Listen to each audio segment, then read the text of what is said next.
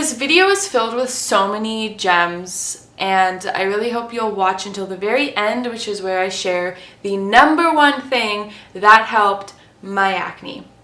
Throughout the video, I'm going to be going over the major aspects of what I was working with or what I tried, and those include diet, supplements, facial products, herbs, testing, lifestyle, and those are the last one. That's the last one. And so within each of them, I'm going to be going over like basically what did nothing, what did I do that in that area that did nothing, what did I do that made it worse, and then what did I do that actually helped. So that's what I'm going to be doing. Before I kind of go into stuff, I want to do a couple of disclaimers. The first one is, as the title mentions, I did not pursue pharmaceutical use. I didn't use any sort of pharmaceutical drugs. I treated my chronic acne naturally. And I will say that I made a deal with myself that if the chronic extreme level of acne that I had, if it had not healed within 3 years, that I was going to allow myself to start pursuing Accutane. And for me, that decision was the right thing to do. It actually relieved a lot of stress for me to be able to say, hey, I will pursue this if I can't figure out how to heal this in this amount of time. And it helped relieve stress because trying to heal the acne naturally and like that whole process of having acne and acne depression was such a blow on my mental health that it was absolutely, in my mind, worth it to be taking the pharmaceutical drugs to cure my acne if it didn't get better. The trade-offs were totally worth it. My acne did end up significantly healing at the 2-year mark, and so I didn't pursue it.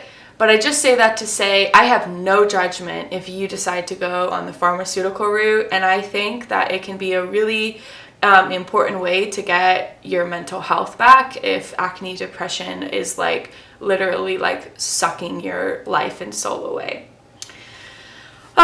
So I'm just gonna say another disclaimer, which is, you know the drill. I'm not a medical professional. I am sharing my own experiences for what worked and didn't work for me, and every single person is different. Take everything that I say with a grain of salt and trust your body and trust your intuition, because only you are gonna know what's gonna work for you as you try things. Okay. Now I'm going to go in a little bit to my history and describe to you about my digestive and hormonal background. Let's get into digestive health. So I am 27 years old and I have been struggling with digestive issues for 9 years. My symptoms for the past 9 years have included chronic diarrhea, some abdominal pain, bloating after I eat, gas, and of course, acne. And I will say I still have acne. It is considerably less than what it was during those 2 years, but I still have it, and I'm going to go into why. So for the first, I was 19 when I first started having, 19 when I first started having digestive issues. And it was all of those symptoms that I mentioned. And for 6 years, the doctors that I was going to and the kind of alternative healing medicine practitioners that I was going to were telling me that I had a food intolerance. I was intolerant to dairy or to wheat, and I just needed to restrict and eliminate that from my diet. So I was pretty restrictive with the dairy, pretty restrictive with the wheat, although that one was harder for me. For 6 years of my life, I was had a very minimal amount, and it was an extremely difficult 6 years of my life because having to restrict my diet that much actually really influenced me to have an eating disorder. And so I would like be really restrictive with my diet, and then if I would mess up, if I would like eat something that was bad and wrong, then I would like have a lot of internalized shame and judgment and criticism and would binge eat. And so that happened 6 years on and off, where like for months I would be very restrictive and I wouldn't eat anything bad, and then I would eat something bad, and then I'd have like a binge episode for like anywhere from like 1 to 2 weeks up to like 1 to 2 months, and then that cycled. So that's a whole nother video where I can go into my my binge eating disorder. But yeah, those 6 years, I absolutely did enough restrictive dieting to know that like not eating dairy and wheat was not fixing the problem. I was still having symptoms. So at the 6-year mark, I decided to go to my GI doctor, and they diagnosed me with irritable bowel syndrome, which was like pretty much a useless diagnosis for me. I had already known that I was probably going to get diagnosed that. They said that I should try the FODMAPs diet. So at the time I was vegan, and the vegan diet is very incompatible with the FODMAPs diet. Pretty much like anything you eat for protein as a vegan on the FODMAPs diet, like it just, you can't eat it. The FODMAPs diet is like about eating meat and like eggs and very limited types of vegetables and fruit.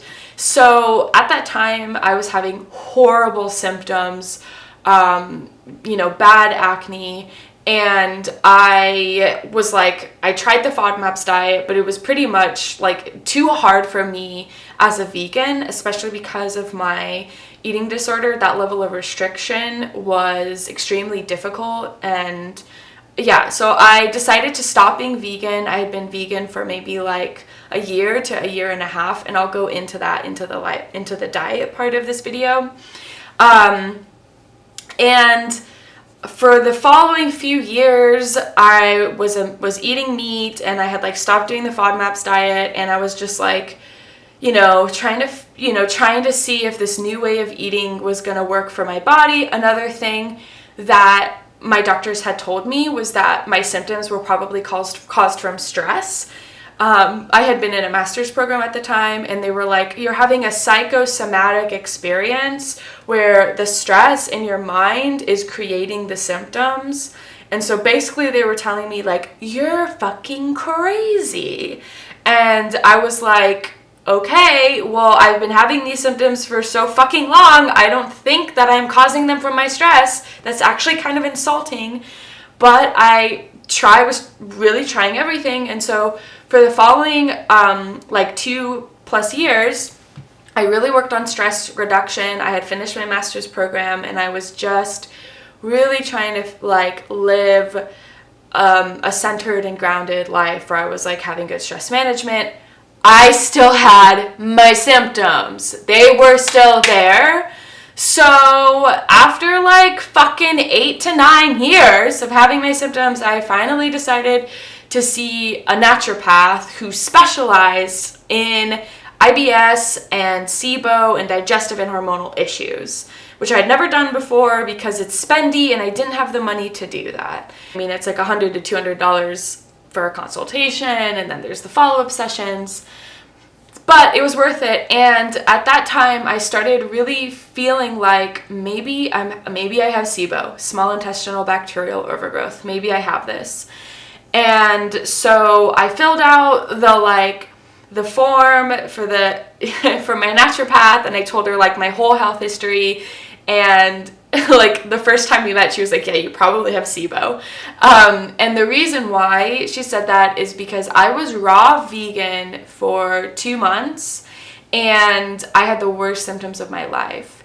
Then fast forward a year later, I was eating primarily like fast food for like a month to 2 months of my life, because I was transitioning out of disordered eating into intuitive eating and was craving fast food. And like most of my symptoms went away. So she was like, that is a key sign that you may have SIBO, because small intestinal bacterial overgrowth, really the symptoms are aggravated by when you eat vegetables and fruit, not by when you eat dairy and wheat.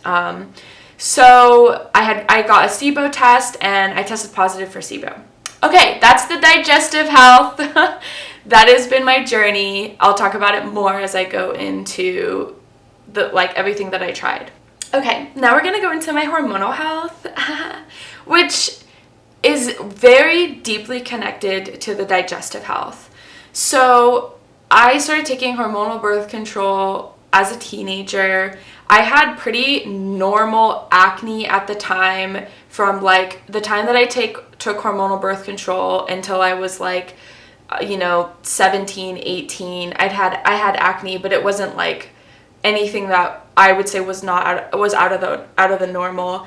I stopped going on hormonal birth control. I started going on hormonal birth control a couple years later when I was like 19, 20, and I started getting acne again. I hadn't had acne when I was off of it, and then as soon as I got back on the birth control, I started getting acne again, and I didn't make the correlation that those two were connected because I was stressed and I was trying out new beauty products, and I thought maybe it was right around the time when I was having these digestive issues. They were just starting at that 18, 19 range. So I was like, maybe something's happening with there's something going on. But I didn't know, so I continued to take the birth control for about a half a year, and then I went off of it, and I continued to have acne for the following 6 months to maybe a year. And after that, the acne went away, and it was completely healed, and my face was clear, very clear, for the following year to year and a half. So about a year and a half later, I decided to take hormonal birth control again. This was the third time that I decided to take it. I was 23 years old, and I took it, and immediately 2 weeks within taking the birth control, I started having acne again around my chin. After 2 months of taking the birth control, the acne continued to get worse, and I stopped taking it. And for the following 2 years, I continued to have chronic, painful acne that was not only around my chin. It started at the chin, but then it grew, and it consumed my cheeks, and then it went all the way to my forehead. So I pretty much had it acne around my whole face, and it was like a curve. It took time. It was just it was really bad at the 1 year mark of this 2 year journey, and it was really bad for 6 solid months. It was really bad. And then after 2 years, the acne started to heal, and my hormonal cycle started to heal, because for those 2 years, my hormonal cycle was off the charts, totally chaotic, anywhere from 24 days all the way to 36 days. My hormonal doctor was like, oh, you may have endometriosis because your cycle's crazy. And I was like, no, bitch, I fucking don't, because before I took hormonal birth control, my cycle was totally normal, and now that I took it and now I'm off of it, it's going wacko. So it's obviously connected. So, I know my body. After the 2 year mark, my cycle regulated again. It went back to 31 to 32 days consistently. And that's when the acne started to heal. Okay? So that's my hormonal journey. Just a little note, hormonal endocrine functionality and digestive functionality are so intertwined for me. And if you suspect that you have SIBO, I know a lot about SIBO at this point. What I know has happened for me is that over the past 9 years, my digestive functioning has gotten worse, right? Because SIBO, small intestinal bacterial overgrowth, it's gotten, my symptoms have gotten worse, and the theory is that the bacteria have continued to overcolonize the small intestine. And so why was it that when I was younger, I was able to take hormonal birth control and not have as bad of acne, but then as I've gotten older, I take hormonal birth control and I get really bad acne? So the theory around that is like, if you have SIBO, it is directly affecting your liver. And your liver, this is what I know from my naturopath, your liver is primarily responsible for processing the androgen hormones in your body, and that's going to be your testosterone and estrogen.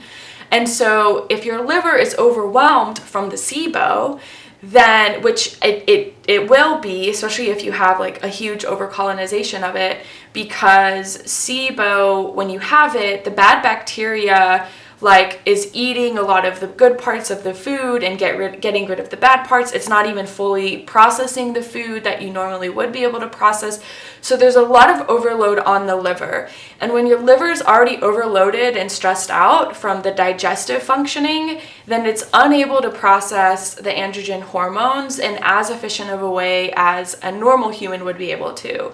So the theory is that because of that, because the liver is stressed out, the body is having to get rid of the androgen hormones in a different way. And that's going to be through your beautiful face.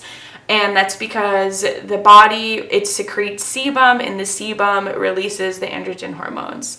So that's what I think is going on in my body. And yeah, so I'm going to go into, now I'm going to let like that simmer, and I'm going to go into everything that I tried to heal my acne, and let's break it down. Let's have a party and go through it all.